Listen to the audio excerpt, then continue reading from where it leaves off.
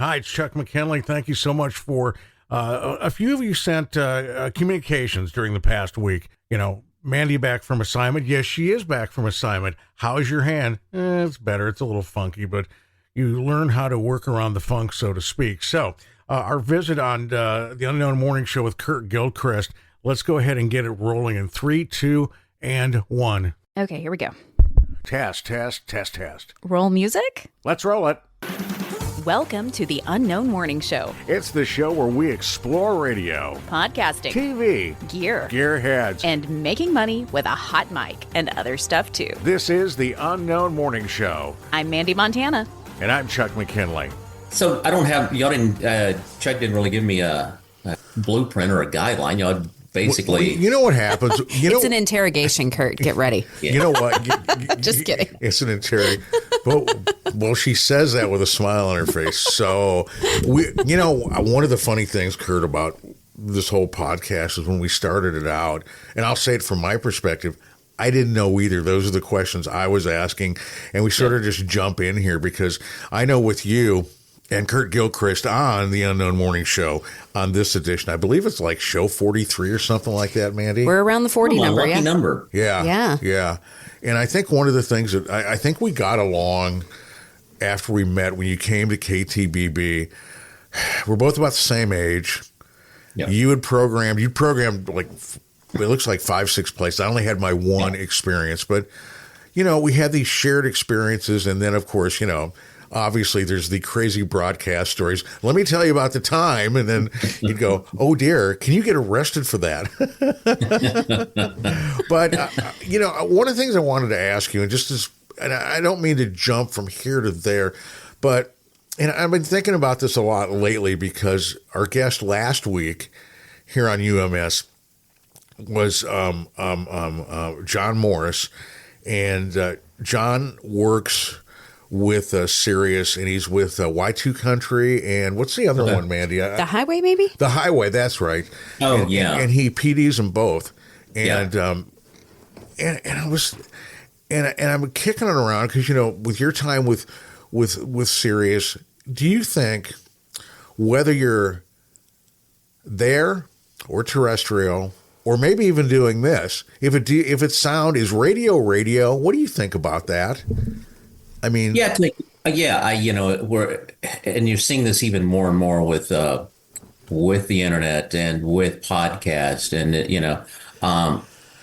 everybody's got a platform, everybody's got a cell phone, and it's all about, I hate to say it, but it really is about getting good content and finding it, and delivering something that you think is compelling for people to want to listen to.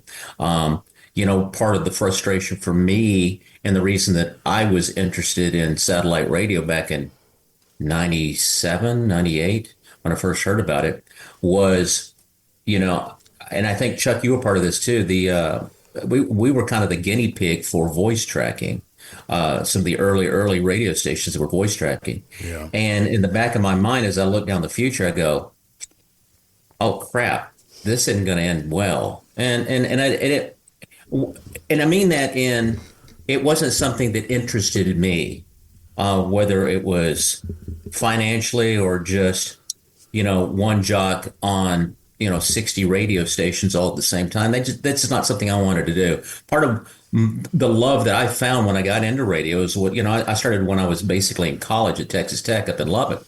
And God, I love doing nights, man, and the phones. And, I was at a club broadcasting, on Thursdays and Saturday nights, and the interaction with the listeners. That's why I got into radio, and I did enjoy the music somewhat. And then see on the one of the other things that I don't even know if I mentioned this, but when I first got to Dallas, I went to work for, I can't remember it was either Dial Global that became Westwood One that became now, I guess, Cumulus, or I could have it backwards. But anyway, they had me, tracking when I first started. I was doing afternoons in a bunch of small markets. And I think I started off when I had like 27 stations. Well, by the time I go, F it, I'm out of here, I can't do this anymore, I was doing 56 stations an afternoon. And these were custom tracks. So basically, I'm cutting 56 tracks for 5 hours. So I'm cutting almost 300 tracks every day. Wow. And I one day I just go, I can't do this anymore. I'm sorry, I just can't. Well, Kurt, how did that work? Did they did they give you a script, or did they say, Yeah. here's your 56, good luck? Yes. What happened is you basically would look at your screen and I don't know, B101 shows up and it would have a liner that you were supposed to do. And you would have your custom weather. And these would lay a track in, in theory, about 3 or 4 minutes before it actually ran in Flagstaff, Arizona. Wow. Well, the problem is when you're doing 56, you better start about an hour before the first one because Right. at the end of 5 hours, you're only about 2 or 3 minutes before it runs. Yeah. And some of these weathers in some of these small markets, their sponsorship was a minute long in addition to the 30-second, forecast. So that's a minute and a half. So it got to the point where I'm looking at a lot of the stuff, reading it cold for the very first time. And unless I dropped the F-bomb or just completely screwed up, I literally just did it and then went to the next one and went to the next one. Wow. And you never even listened to what you had no idea. You kind of remember how Earth, Wind, and Fire sing a song into, I don't know, Michael Jackson's Beat It. You would kind of go, okay, I need to be a little bit up tempo, but you didn't listen to the music. In other words, you didn't hear the tips and tails. It's just a cold track. And then later it would go in. And I remember a program director sent me a tape of me, and I go, wow, cool. It's like, because I had no idea I had no idea what it sounded like. Wow. That's wow. nuts. And to me, that wasn't radio, at least the love and what I got into radio for.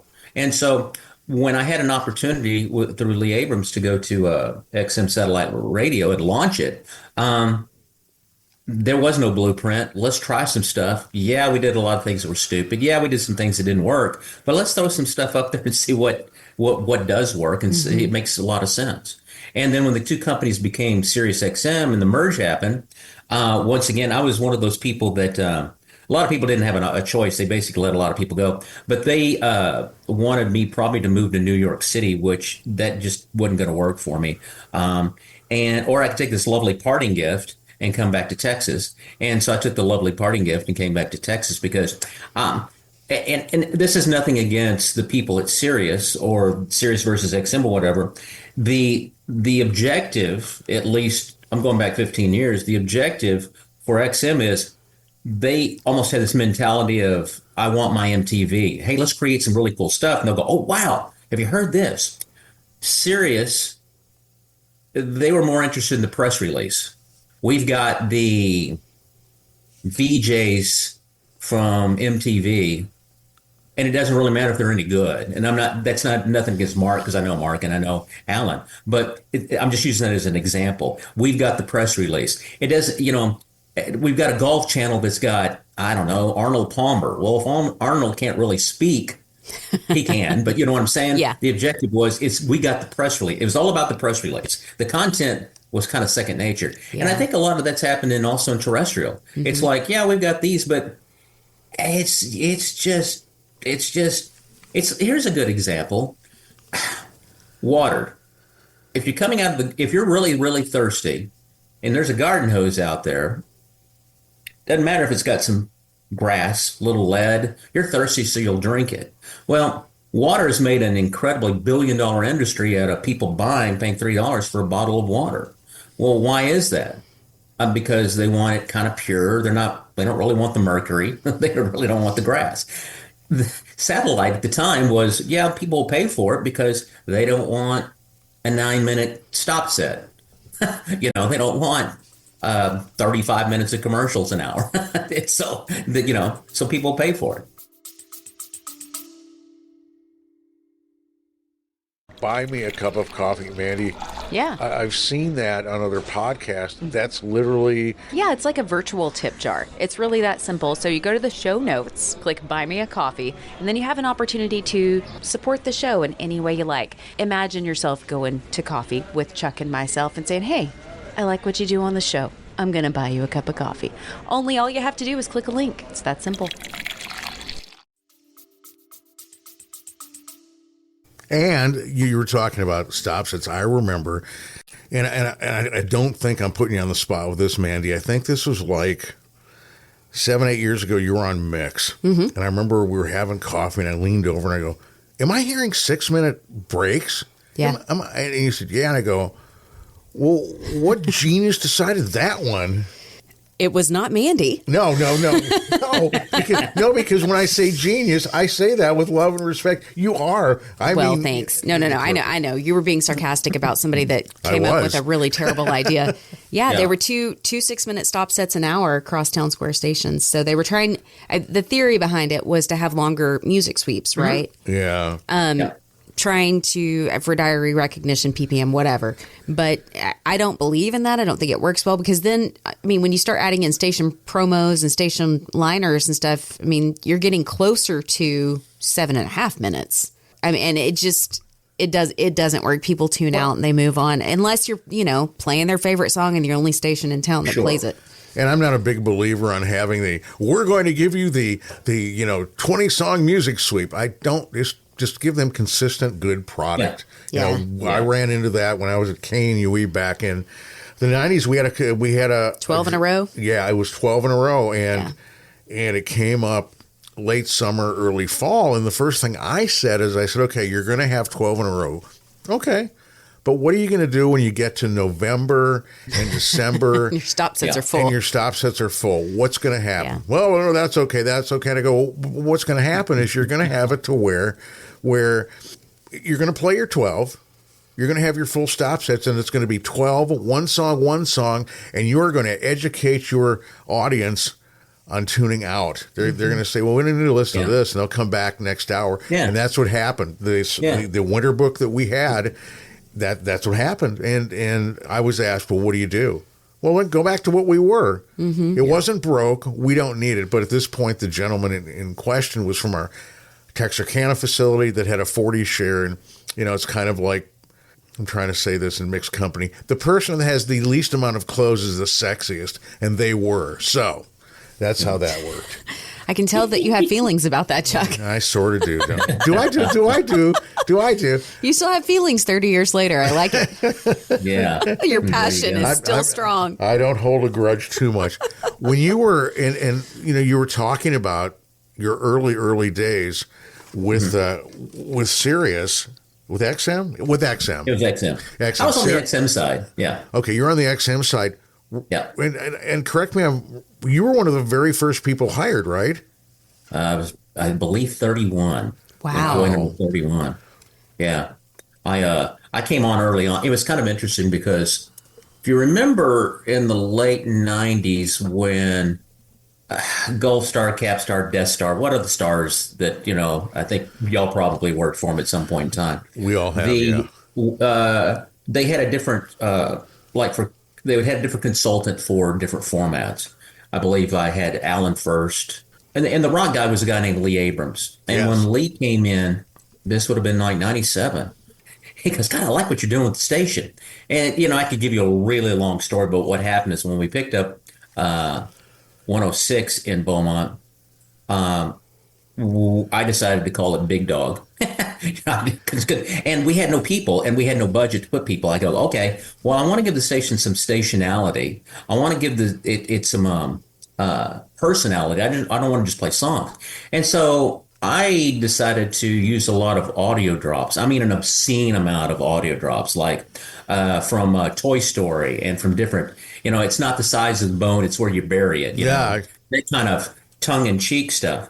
And Lee goes, oh, my God. He goes, I love the station. And he goes, well, how did you pick the songs? And I go, I didn't use any research. I just picked shit that I like. And he goes, I love it. And so we kind of hit it off. We went flying on his plane and took him to some barbecue places. And anyway, we hit it off. So somewhere around 98-ish, he goes, hey, what do you think? And he basically explained what satellite radio is going to be. It's like cable television for radio. And he goes, what are you thinking? And I go, are you involved? When can I start? I mean, it was literally like that. And so the minute that they started hiring, I moved to Washington, D.C., sight unseen, took it because I just knew I wanted to do it. Mm-hmm. And it was probably, personally, it was the best experience. It's great. it was a chance to do shit that I'd never got to do before. Speaking of that, Kurt, what were you hired to do at XM? Like, what was your gig? I started off as just the program director of the 70s channel. Okay, cool. But my role Evolved. pretty much quickly expanded to being in charge of all the decades. I also did a lot of special projects and stuff. Yeah. And because I always wanted to do more creative, I was always into promotions. I got my degree in advertising. I wanted to be a creative guy. And so even though we were commercial free, I came up with, here's an example. I came up with the idea since we broadcast to all 48 states, we should broadcast from all 48 states. So Lee goes, God, that's great. Can you pull it off? And I go, let me think about it. So once again, long story short, Flash Phelps from the 60s channel and I drove to all 48 states in 14 days broadcasting and in Cadillac Escalade, and we hit them all. Wow. So we touched listeners. We stopped at different car dealerships. It was a remote, but it wasn't a remote, like a sales kind of thing. Yeah. But General Motors was our biggest sponsor, obviously, at the time, because we were coming up on our millionth subscriber. So we stopped at some dealerships. People came and we handed out T-shirts, radio stuff. Yeah. And so that is the kind of stuff that I wanted to do. I also wanted to do some of the things that they're still kind of doing were channel takeovers by artists and stuff. Yeah. I was I was early doing that stuff. I enjoyed it. I mean, it was great. I got to spend a couple of days with Elton John interviewing him. And then he goes, hey, I'm going to give you Bernie Taupin's cell number. And I went out to Santa Barbara and met Bernie Taupin and got some of the stories behind some of the albums and, Wow. those kind of things. And so those, I grew up in, so I'm sure you guys did too. Now everything is a download of a song of a Britney Spears or, whatever. Yeah. I grew up with the album and the liner notes, and it was this big, and you could read who played all the different instruments, and this is, dedicated to my mom and all that stuff. And I enjoyed reading all that stuff. And now, we went from down to an 8-track, and then we went to a cassette, and then to a CD, and now it's just one song that's in audio way out there, And so I enjoyed hearing some of the stories behind the stories of a lot of the music that just wasn't getting heard or told anymore. I love some of the stories that Christopher Cross told me about, the early days of that first album. It's great, So anyway, that's why I wanted to get involved with it. I'm glad you did that because they do continue to do that. I'm a subscriber. I listen. In fact, yesterday afternoon, I was driving out of range of my favorite local terrestrial station, and I flipped over to Pop Rocks, and Gavin DeGraw was doing an hour takeover. Yeah. And so he was playing music that he liked and telling stories about being on tour with like Maroon 5 and yeah, I mean, that's great. I think you're right. There's especially younger generations are missing out on some of those things, stories that they don't get from like trade magazines or liner notes. Right. And so it's like, if you're not, I mean, I guess you could go dig it up on the internet, but I enjoy listening to it. I enjoy the storytelling piece of it. So thank you for doing that, because I'm enjoying that content now. If you got 100, now they've got like 300 channels or whatever if you've got the app. Yeah. My frustration with the company, and, once again, this is just my perspective. I remember the comedian Dennis Miller once saying, he was talking about, just because it's a good deal, it's not necessarily a good deal. He goes, and I'm paraphrasing, but something along the lines of, he goes, if you get a lime green leisure suit from Kmart, just because you got 3 for $1, it doesn't make it a good deal. and so I hear a lot of that on satellite radio. It's like, oh, great, you've got 9 classic country stations, but basically they just loaded 9 playlists. There's nothing really there. I mean, it's like, why isn't there something behind the scenes about Waylon Jennings or Willie or whatever? There needs to be more of that, because there's plenty of opportunities, but they just don't. You're right. There's a couple of channels that I like that are on the app like that. One of them is called Alt 2K, and it's great. The music's great, but there are loads of opportunities there for content that isn't there that I would be a regular listener of more frequently if artists were interacting or telling stories, or even like the drops that you're talking about that makes sense to give it a personality like that. Yeah, that draws me in. That would there's definitely opportunity there. I agree with you. Yeah. Yeah.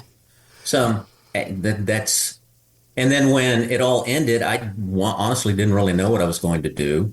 They gave me I think I had probably enough to last for 5 years if I needed to. I got a nice package to leave, and I kicked around and ended up. I did the Westwood One thing because I knew Bo Phillips, and Bo had been around, and he said, "Hey, this," and well, it's a chance to get back to Texas, so I took it. That's what I did, and when I couldn't do that, I was already in Dallas, and so I ended up working. I knew Tyler Cox. I don't know if y'all know Tyler.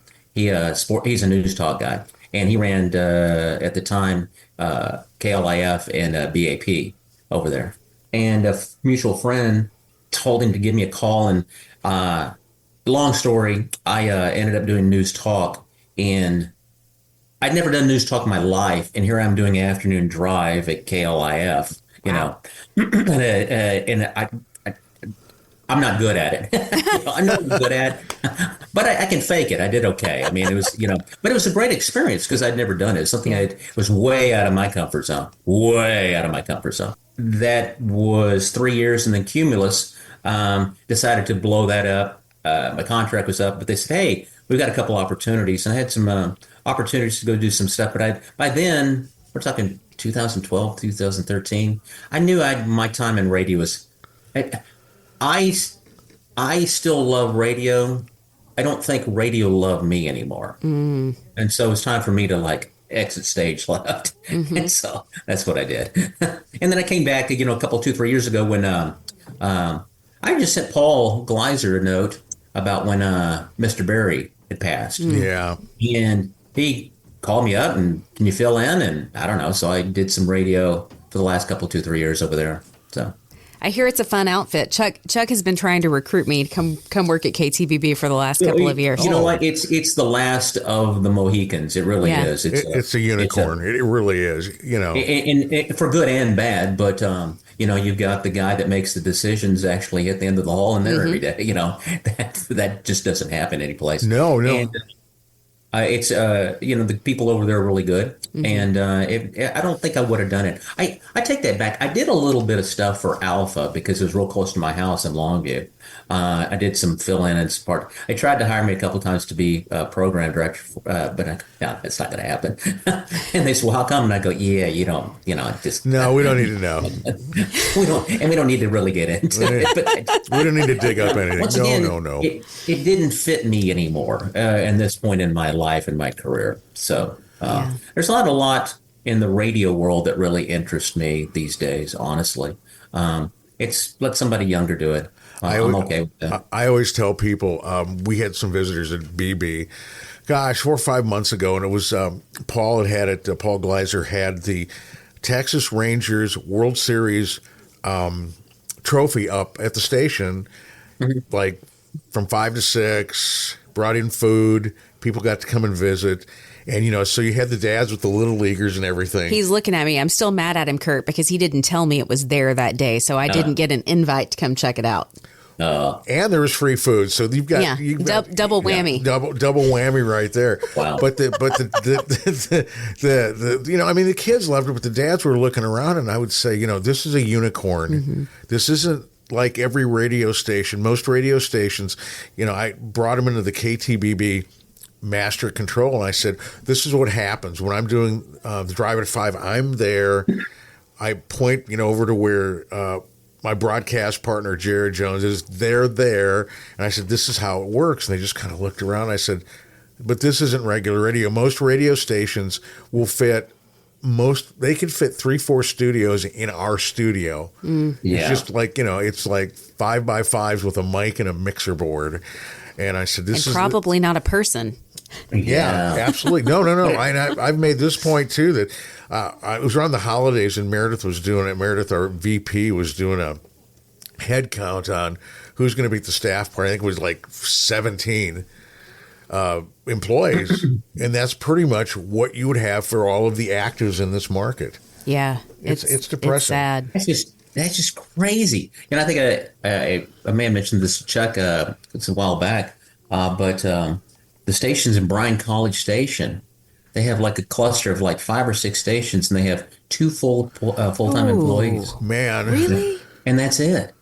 That's That it. is sad. And I don't know if you've heard the latest about, but iHeart is they fired half their traffic directors. The other half are training their replacements. Yes. They're shipping it to India or Pakistan or someplace. What? yeah, it's awful. They're doing their traffic logs remotely. That was like 2 weeks ago, Kurt. It was like Thursday. Was it Audacity? Oh my gosh. Audacity Yeah, announced 300 cuts across the board. Yeah, I lost a couple of buddies of mine, Cannon in Atlanta, and then Priestley up in Baltimore, who had been doing afternoons. Was that he worked for me. Was he 30-year guy? Was that him? Priestley had been doing afternoons at Baltimore since at least 17 years, 17, maybe 18 years. There's all of these stories that you see, and it breaks your heart. And for some reason, I always have this one story in my head. This is from a couple of years ago, and I don't know. One of the big 3 cut this gentleman who was in Oklahoma City. He was doing mornings, and he programmed a station, and he was doing afternoons for the other and programmed it. Mm-hmm. And I thought, how efficient can you make that? I mean, it's and from programming, it's like, as you were talking about, content on the satellite radio stations and stuff, it's hard to program. Yeah. I said, I think Mandee and I've talked about it. You have to sit, and she knows. She knows by being on the ground. She knows by, almost running KOOI, when you were there, Mandee, that, you have. I did it. I just didn't get the title. You didn't get the title. No. Yeah. Hell. And certainly not the compensation. Didn't get the money. Didn't get anything. For many reasons. None having to do with my gender, I'm sure. Probably. Sorry, Kurt. Yeah. That's a thing. But yeah, that was a tricky situation. I did the work, but I wasn't ever really given the creative control either, or the title. I just kind of had to do what the guy running things told me to do, and I didn't always agree with it. And I pushed back whenever I felt strong enough to do it. Like, I really didn't feel like this was a good decision.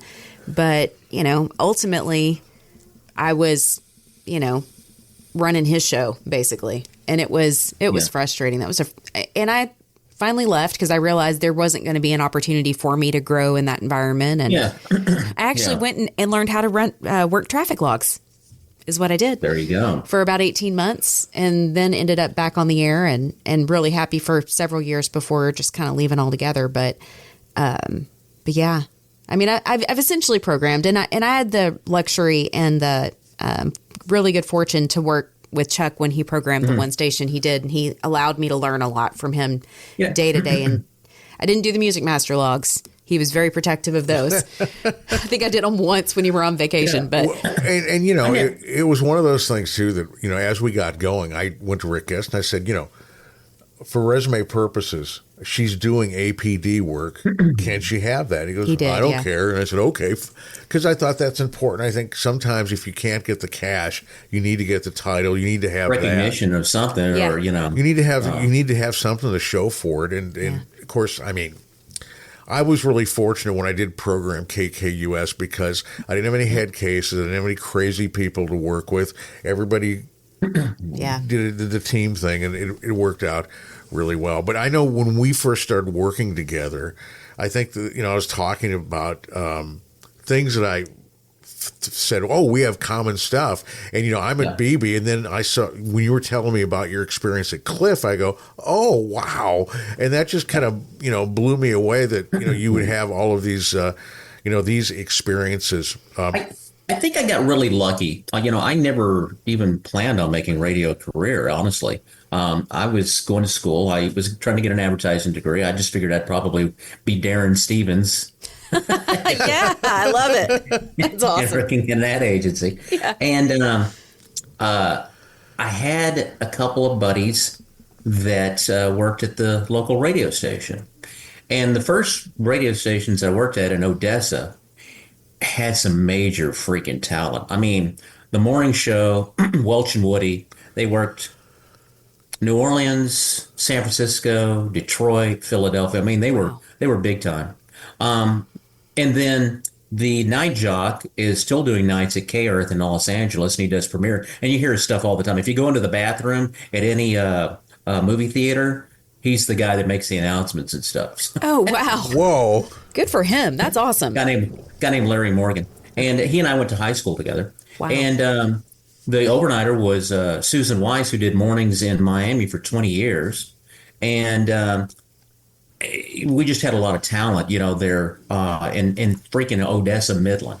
And so I took that, put a tape together, and got the job up in Lubbock while I was going to tech.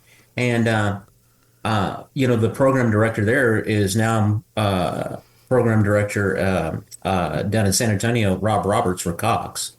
And he was a good mentor. And then I worked with Bob Cole in Austin, who ran Coke for a number of years. Mm-hmm. And then when I was in El Paso, Guy Zapolian heard my stuff, and Zapolian, when he went to Houston, took me. So I had some really, I guess, good mentors.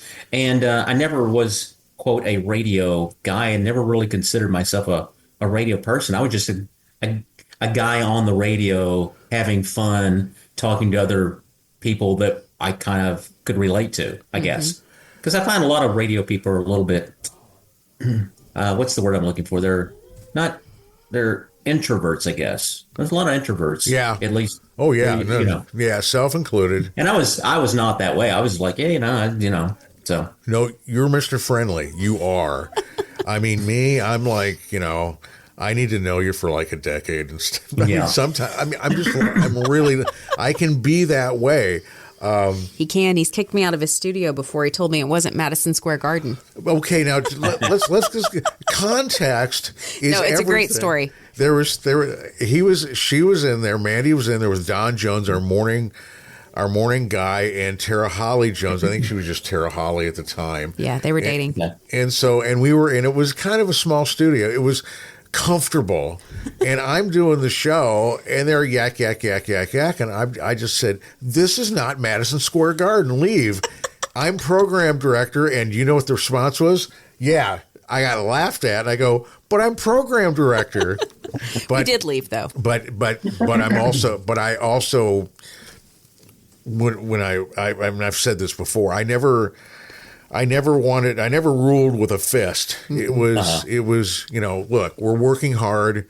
We're going for this objective. And KKUS's case was, let's take classic country, make it alt for old people, and get as many asses in the seats as possible. Yeah. So we can make money, make ratings, and, and we did. And avoid eating bar S hot dogs on some sort of on regular basis. I want to ask you to humor me with a story, and you've told me a couple of times, and I'm gonna think. I think if I say the Bob and Tom story, where they took over mornings, and it wasn't such a good deal. Bob and Tom? Okay, I'm not sure if it was Bob and Tom. It was okay. It was where you had the school teacher that was doing mornings for you and had about an 18 share. Oh, yeah. Okay. This is perfect. Yeah. On Big Dog 106, we started getting a little bit of money. People from the different formats started filling on 106. Had this girl, her name was Bree, and I don't remember her last name. She was a school teacher, had a great voice. She had done some stuff on the weekends. I go, I think I'm going to put her on mornings because I didn't have anything. And so I put her, she basically would come in the mornings, voice track before she'd go to school. I think we were paying her $800 a month. Wow. She had like an 18 share, and it was part of it was the two countries were kind of canceling each other out. So in males, she kind of, went in between. And for 3-4 books, I kept getting pressure from above. Hey, we're trying to get this Bob and Tom on. And I go, yeah, we don't need it. Well, we really need to. And finally I said, well, why do I need it? Well, it's doing great in all the classic rock markets. And I go, well, and I don't remember how it all went, but bottom line is I got outvoted. And so they said, okay, and you'll need to put in $35,000 in there. And I said, what? I go, I only have $800 a month. Oh, go ahead and write that in. I go, wait, time out. That's just how it works. I mean, I've been scraping by on nickels and dimes, and now this is the way you just write a check for this. Come to find out, Bob and Tom were part of Premiere. So they were like double dipping and paying. And so they could afford that. And I said, well, but you realize when you put this on, we're going down. Right. Well, what do you mean we're going down? I go, they don't play any music. I go, right now I'm playing 15 songs in the morning. You got two countries that are playing maybe 5, 6, 7 because they're talking a lot. We just play music in the morning. And she just gives kind of time, temperature, and go to work. So trust me, we're going down. We've changed the format. No. They're our classic rock. And I go, no, they're talk. And so first book, station dropped down to like a 5. Whoa. And the next book was a 4. And they go, well, we got to do something. We got to do something. And I said, well, how long's the contract? They said, well, we got it for 3 years. And I go, this is what you're going to get for the next 3 years. I go, you changed the format. Yeah. They did not listen to me. And then it kind of, went back up. But yeah, it lost a third of its audience in mornings. So, because they had to put Bob and Tom on. They needed to be right. Yeah, there is a lot of that. There's a lot of that, unfortunately. Classic rock is a weird animal too. I mean, the classic rocker in town here, they had John Boy and Billy. And it just for a escaped my mind. number of years. For a number of years, and I used to listen to them, and then it got to the point where it seemed like all it was them recycling bits. Yeah. And it was like, okay, I don't need to hear Carl Childers for the 900th time. I get it. It's Billy Bob. And then, oh, God, I forget the guys they do now, but they're just incredibly Walton and Johnson? And I hate them. I hate them with a white-hot passion. All they do is politics, and it's like if I was listening to their demo, I would say no, because you're going to alienate part of your audience right now. It's like, no. And it's not a news talk station. No. So why are you talking politics in the morning instead of playing music? Yeah. Well, and my concern about the industry that we, came up and loved is the next generation. Yeah.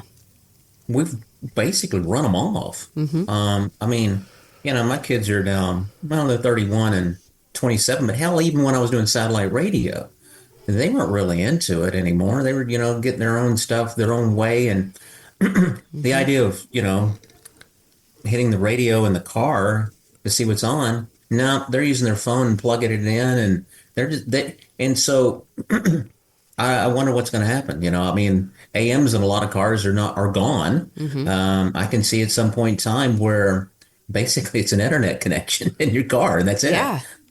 So my great nephew, he's 17. This is a couple of years ago, he was asking, if I wanted to get into radio, how would I do it? And I said, well, Matthew, I said, the opportunities for you to get in, I said, like the place I work, we have a sports talk station, you could do ball games. But I said, realistically, and he's a gamer. And I said, look, I'm willing to do this.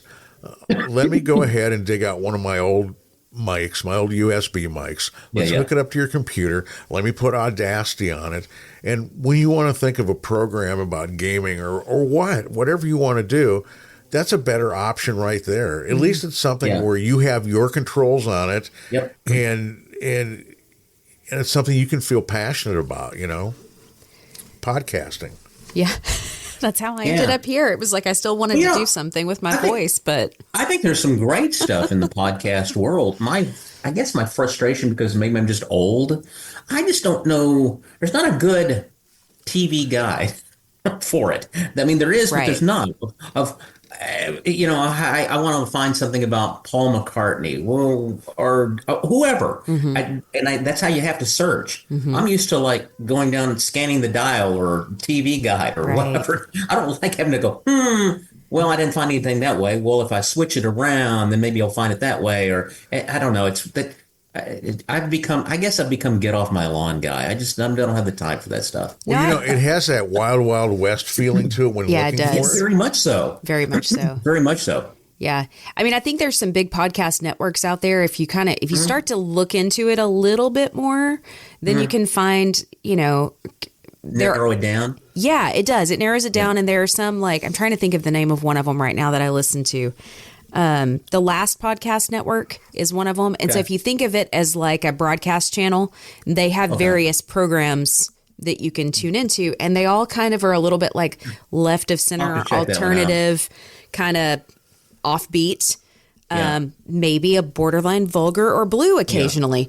I guess I'm telling on myself here, but it's there are ways to look for it like that. But you're right. There's not like a simple TV guide, something super simple and accessible that shows you that that's available.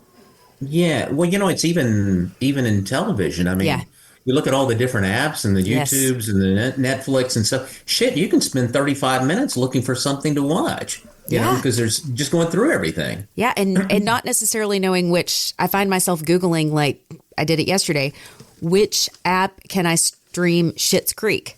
Because I wanted to watch that show, and I didn't know which app it was currently streaming on because they buy each other out occasionally. Yeah. And so, yeah. Or how many times, and this happened, we have a show that Rosie and I love. It's a sci-fi show called Fringe. And we were able to get it off IMDb free. And all of a sudden, no, you have to pay for it. Yeah. Oh, yeah. In our household, for one day, it was the biggest tragedy ever. Honey, we have to pay for Fringe. We have to pay for Fringe. What the hell's going on? Yeah. You shouldn't have to pay for Fringe. Right. I mean, God, they barely kept it alive on Fox for 5 years. Yeah. I guess I feel pretty strong about that, too, don't I? Yeah, you do. You've got your emotional highs and lows today. That and the 12 song music sweep. It's just... So Kurt, where do you go for entertainment then? I'm just curious. You're the get off my lawn guy now. Where do you go for entertainment? I a couple of years ago, I had a really bad blood clot in my leg, and so I had to start walking again. Chuck will have to tell you this story because that was right about the time Mr. Sims. Oh, man, it was scary time. Yeah. Anyway, I used to be a triathlete. I used to run marathons and stuff, but I've really, over the last, 10 or 15 years, I've really gotten away from it. So now I'm almost required to try to walk 45 minutes to an hour at least 5 days a week.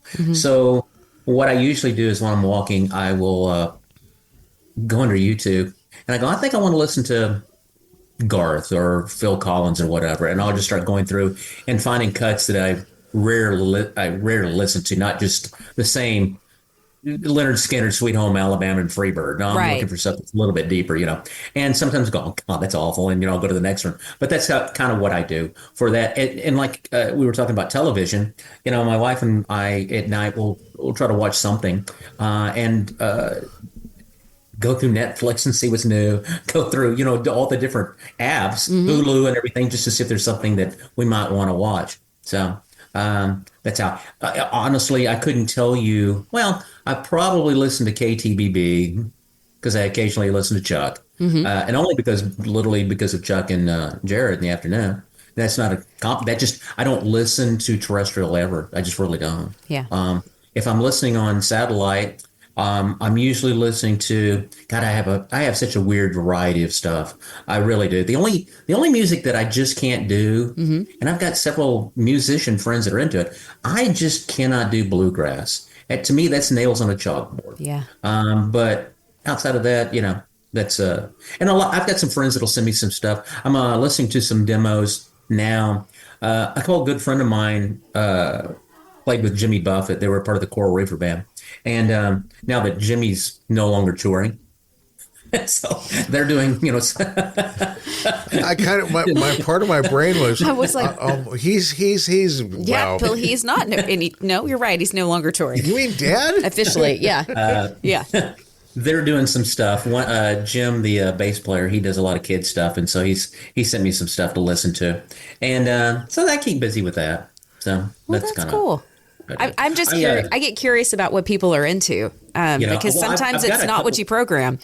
Yeah, there's a couple ideas as far as, and I hate to call it a podcast, even though I'm guest on a podcast right now. But there's a couple ideas of a couple things that I'm thinking I might want to do, just to capture audio and video that some of these people may be passed away. What's interesting is the original XM programming staff from 2000, 2001, 20 of them have already passed away. And you think about that's 25 years. Wow. And if they were already in their 40s, that would put them 60s and 70s. Yeah. So, and face it, a lot of radio people didn't take great care of themselves, especially in the 70s and 60s. So that is true. Donut Friday does that to you, brother.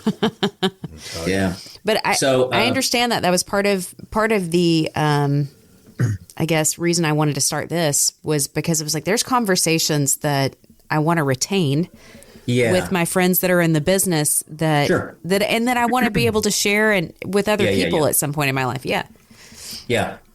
Catching up and sharing stories because we all have a million. Yes. I'll leave you. I've got one. Okay. I don't know how much more time we've got, or do we have all day? But when I was working at FM 99 up in Lubbock, this is a great story. It's not, but it is. I'm doing nights. Oh dear! Does this involve farm animals or anything like that? I'm just saying. Could have been, but no. I'm on the air, one of those and I'm actually on the air, and I'm in the middle of a break, and all of a sudden I see the glass in front of me go. Go, what the heck?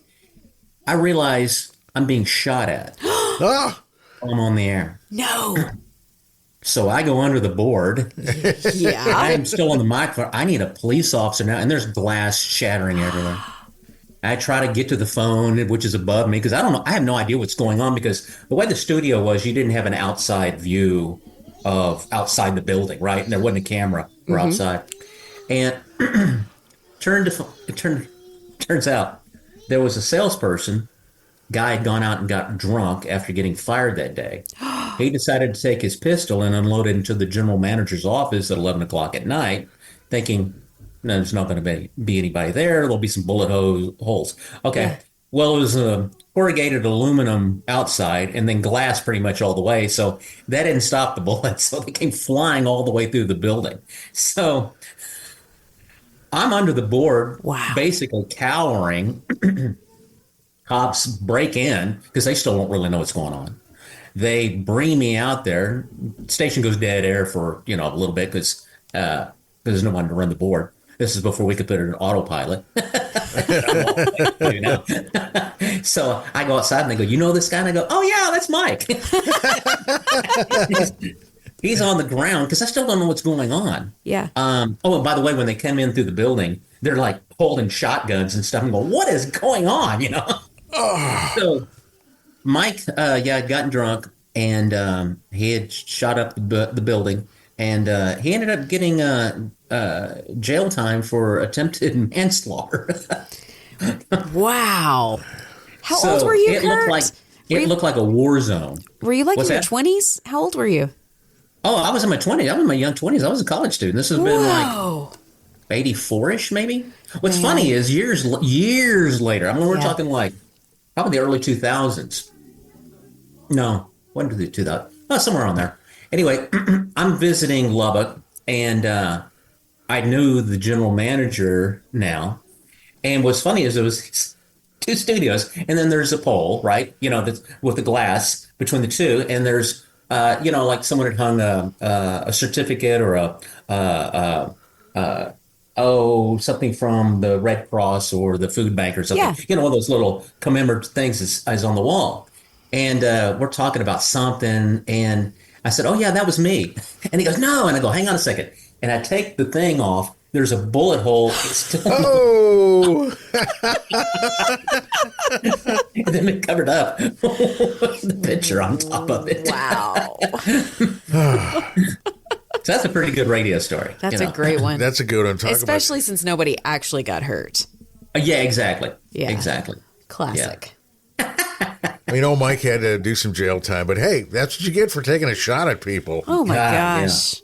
Oh my gosh. That's wild. What about you guys? What's your most entertaining radio story? It's not that entertaining. I have your weather story is the one you've probably told the most that I'm familiar with. Well, okay. So back when I think it was my second year in radio, and we had a tornado warning right on top of us. And I mean, it was one of these things to where,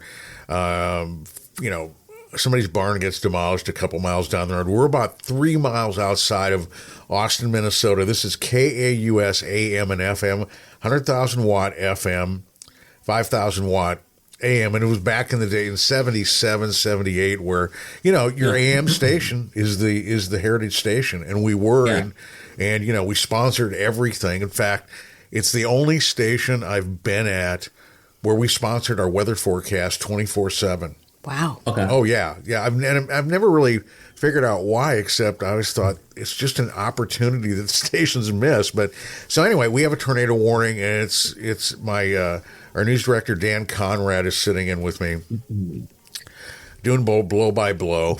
And one of the sales guys is there. I forgot his name, but Dan says, "Oh, you may be hearing an interruption in programming briefly because we have to go. We'll be going to the emergency broadcast studio downstairs in the basement."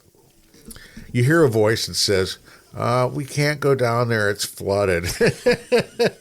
And it was just, oh, okay. So, but we make the best of it. We ride it out. We do it. And in the midst of it, you have a couple guys on the air, 2- and 3-year vets, and, it's a tornado warning. Yeah. The suspended ceiling is sitting there. It's literally shaking, and we're nervous. And, we say, we've had some hail, and I think I said something, well, it's not going to affect the beater of the car that I had. Ha, ha, ha. Not a big deal. And so we get done that night. And, of course, we've told everybody, stay where you are, be safe, et cetera, et cetera. Of course, we have the knowledge that there's a pizza joint about 3 miles into the city. So we immediately call and have them deliver. One of us has a 6-pack of beer in the car, and we just sit. And it's like 1:30 in the morning we're doing that. So we get to work the next day. And our boss calls us in. And we think it's going to be a pat on the back. He kind of chews on us, and he said, he says, "I was in my basement listening to you two. You guys were cracking wise on the air." And we're like, we didn't say like, "And you were where?" But we'd gotten some very nice faxes from the Austin City Council saying you guys did a great job and, made a situation that quite frankly was nerve-wracking a little bit better. But And to pull back a little bit, the gentleman I worked for at the time, Phil Nolan, was one of these guys. I ended up in the Minnesota Broadcasters Hall of Fame. Okay. He had been with Group W in Chicago, the old WIND, when it was an AC station back in the 70s. And Phil, Phil, like old any owner, any human being, has idiosyncrasies and all of that. But Phil would have it to where 2 of his sons worked at the stations, and you couldn't say anything negative about the boys, or Phil would kind of like close his eyes and you go, "Yeah, let's just not talk about that, Phil. That's okay. Bye." Yeah. But Phil would take care of you like nobody's business too. I worked for him back this is in 77, went to Milwaukee, went to my first tour in Tyler, was in Charleston, West Virginia, then I came back, and he had it set up where if you worked for him for 90 days, you got full boat insurance and total coverage on whatever you did on your 401k, he'd match. That's awesome. Yeah, wow. And I would tell... Gone are the days. And I would tell friends that in 1990, this is in 1990, I said, you guys have to understand something. This doesn't happen. Yeah. I Right. mean, by then I'd already worked for places where, I went to Milwaukee, of course, you're single and crazy, and did overnights at the station I went to for $800 a month. Proud to do it, pleased to do it. I'm in Milwaukee, Chicago's down the road. I considered myself in the valley of the radio gods. I probably wouldn't do it again, obviously, but at that time, I thought it was fantastic. Then I moved down the road to WMIL, the only station I've been at where I was there when they flipped the signal. Yeah. And that was something else. I was their first music director, and I lasted there, 3 years before it was, got the "we don't need you anymore" meeting. And yeah, I was pretty fortunate in my radio career that I didn't have a lot of terrible experiences. I had a couple that I knew it was when I went to Austin.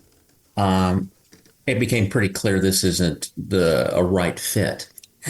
Yeah. But it was okay because I was able to get my first PD gig in El Paso.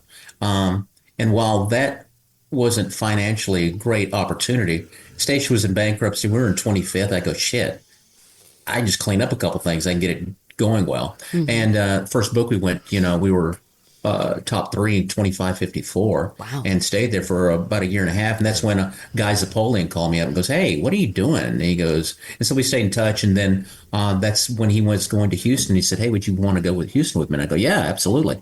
And so, and then the Houston gig worked out really well. I could have probably gone some places, but I ended up going to Beaumont because my first wife, she was a flight attendant for Continental, and she was based out of Houston. And the airport, Houston Intercontinental, was hell. We lived way over on the west side. Shit, it was almost as close to drive from Beaumont as it was from the west side of Houston. Mm-hmm. And so, and the money was pretty decent. So I stayed there until I went to XM. So everything's kind of, I've been one of those fortunate because, I watching the Audacity people getting whacked and, going through all the Clear Channel cuts for the last, 8 years. Yeah. 18 years. Yeah. So I was pretty, and that's why it was nice for me to walk out kind of semi on my own terms. I mean, it'd be nice to get that golden watch and retire, but I just kind of drifted away, and I'm all right with that, because I kind of drifted in. So, and when I was in Minnesota and made the move to Milwaukee, I mean, it was one of those things to me. I think I'd been in Austin. It was my 3rd year, and I don't know if you ever had the old air check machines. Ours was so old, it was like just a reel-to-reel that would start automatically when the mic would go on. I remember listening to stuff, and I was kind of thinking, I think I'm pretty good. And I listened to it, and I go, wow, I'm pretty bad.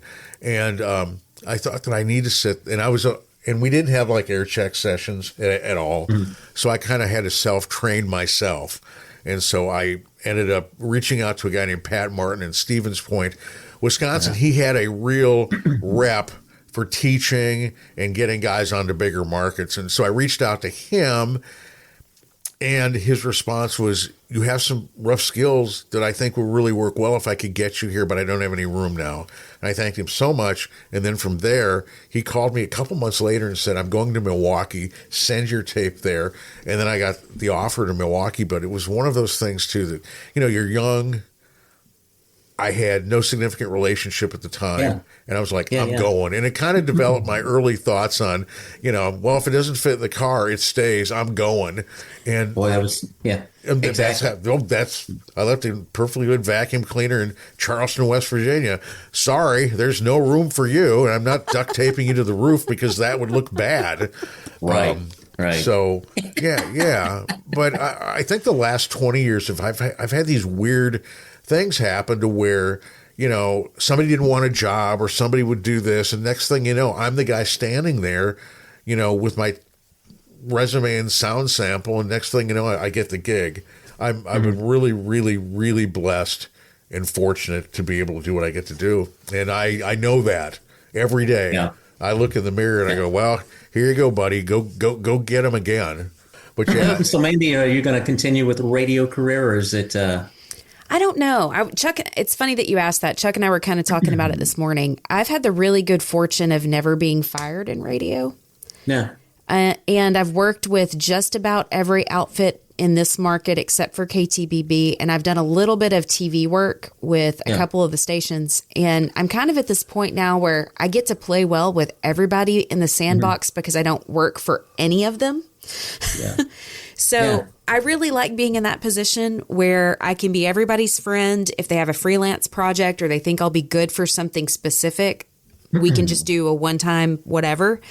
And then it kind of frees me up. And so my full-time gig now, I'm a technology consultant. I kind of went totally different. And I talk to businesses about how to meet their networking and IT needs and make sure that they've got like cybersecurity locked down and stuff, because that's become a huge risk. And then I get to do this on the weekends and, be in control of it, which, maybe I'm a little bit of a control freak. I don't know. But the thing that frustrated me the most was I had instincts about what to do from working with really talented mentors, kind of like you were talking about earlier. And when I was working for corporations, both times, when it was Access One, now Alpha here, and then at Town Square Media, from the corporate down, not necessarily the local people, I was being asked to do things that I was like, that's not going to work here long term. Yeah. And it was going against everything I believed and knew. And I thought, like, I can't keep working in this and feeling sick to my stomach knowing this isn't It's right. the wrong thing to do. Yeah. And so I just finally was like, even though I really love the local people and I still go by and visit with them often, they're like family. I was like, I can't keep doing this. And I had actually been really fortunate and found a network marketing company that I was making good money with, and it allowed me to walk away and then kind of develop some other freelance things. And that I did that for 5 years. And then this opportunity, this opportunity came up and they were like, hey, you've got some sales experience. You want to try this? And I was like, well, why not? Let's see what happens. And, I have a similar personality yours in that I like people and interacting with them. So the sales thing actually kind of works for me, which I never thought would happen. Yeah. See, I never thought I could or would want to do sales, but everybody tells me I'd probably do okay. Yeah. It's like, actually, the job I have now, it works really, complements me really well. We got anything else to add? Know your audience. What's that? Got anything else to add? I have something though. If you have not seen this movie, The Gorge. I still haven't watched it, Chuck. I'm going to write it down. It's Miles Teller and Anya Taylor-Joy. Is that it? Yeah. Yeah, that's how you say her name. Yeah. Okay. I always get it confused. It's like, what's the guy? Taylor Pruitt Vince. He always plays like psychopaths and stuff. I always it's the old thing. Did y'all watch The Landman? Yes. No. Yes. I think my husband did. It's so. It's my wife is vice president of land, so she grew up in Midland, and I grew up in Odessa. So okay, yeah. I was when I was at Town Square. I was on a station in Midland, KODM. Oh yeah, Condom. Yeah. I did middays for them for probably, I think 2 years. Yeah. From Tyler. And the only time I got to meet that team was, we all went to a St. Jude's rally in Memphis, and they were so much fun. It was a really good group of people, but it was kind of like you were talking about when you were at Westwood One. There was a time there where I was tracking 6 different shows a day on all these different formats. And different places, like 4 in Texas and 2 in Wyoming or something like that. And it was fun, but I don't think it was quite as many. I mean, it wasn't 56. I was doing 6. Yeah. And so it was manageable. Chuck was like, how the heck did you do it? And I was like, well, and I did have to prep mine. So it was a little bit more. I would have liked to have. I just didn't have time, Yeah, there's no way.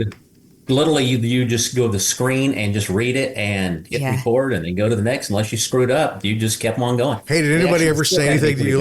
Anybody ever say, do you remember that thing that you said? Actually, you know what? I'm going to send you, I've got to dig it out, but I'd love to hear it. Tape that guy sent me that time. Because that's the only audio I have of me doing it. Yeah. I did it for 3 years. Wow. But Odessa Midland, I went to, if you saw Friday Night Lights, that was my high school. So, was it really? Matter of fact, I interviewed Billy Bob and Buzz Bissinger, the guys that wrote and then of course Billy Bob was in it, and both of them go, "Shit, I'm so sorry." West Texas. I mean, it's like it's great, but it's not so great. This was so fun, Kurt. Thank you. Chuck's, shared some stories over the years, and it's so nice. Man. So nice to meet you. I'm around. I love talking to people about how messed up the industry has become. It's a mess, man. Maybe one day it'll have a rebirth. I'm hopeful, but as I get ready for my podcast thing, I may hit you guys up for some suggestions and sure. Some thoughts. So If we can be helpful, please let us know. This has been another episode of The Unknown Morning Show. I'm Mandee Montana. And I'm Chuck McKinley. This is our show to explore radio, Podcasting. gear, And the gearheads that use the gear. and making money with a hot mic. And other stuff in between. We'd love for you to follow us on social media as well. Follow us on Facebook at The Unknown Morning Show and Instagram at The Unknown Morning Show. See us on YouTube at The Unknown Morning Show. Thank you for listening to The Unknown Morning Show. I'm Mandee Montana. I'm Chuck McKinley. And remember, be kind and rewind.